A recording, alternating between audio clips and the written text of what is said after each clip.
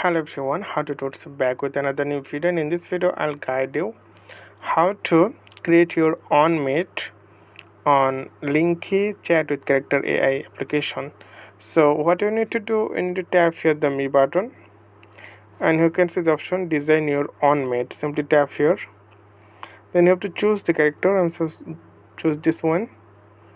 Then you can design, like, you can, if you want like male or female, you can choose here. Give your character name, so you can give your name here. I'm just giving name Mona Lisa,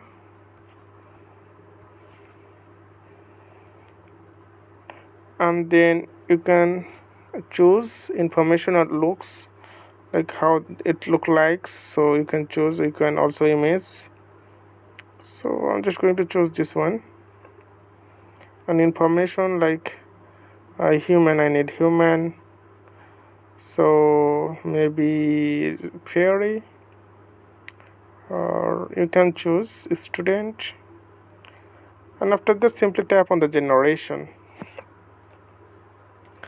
So you need to wait for a while, then you get the image, then you can continue. So okay friend, today's no man, see you in the next video.